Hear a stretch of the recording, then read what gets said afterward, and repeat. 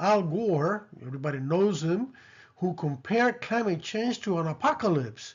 And he did so during the World Economic Forum, WEF, we shall speak about this anti-life group later on, summit that they have in Davos, Switzerland in January of last year, 2024.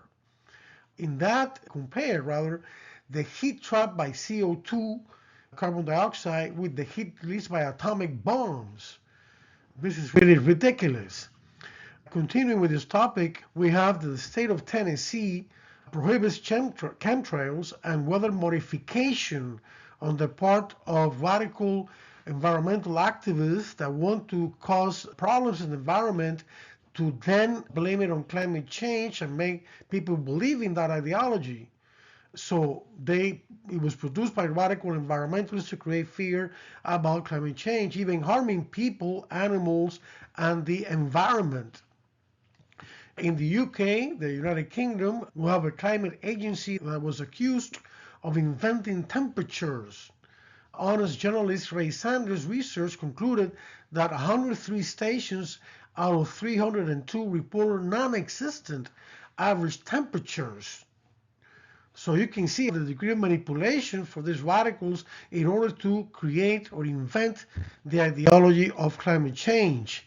Continuing with this topic, we have that Texas, United States, and 10 other states sue BlackRock and Vanguard. They accused these two companies of manipulating the coal market to impose radical environmental agenda.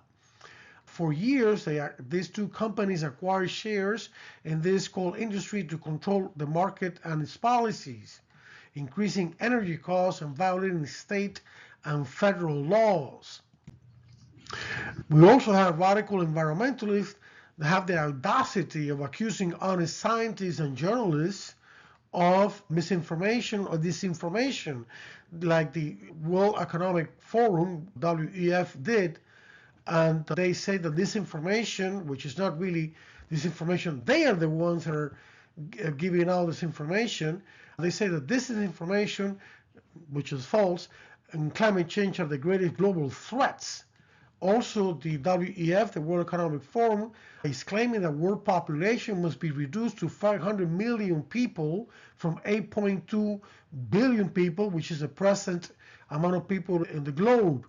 Yet you can imagine what that reduction in the number of people is going to take. Abortion, contraception, euthanasia, and all kinds of evils.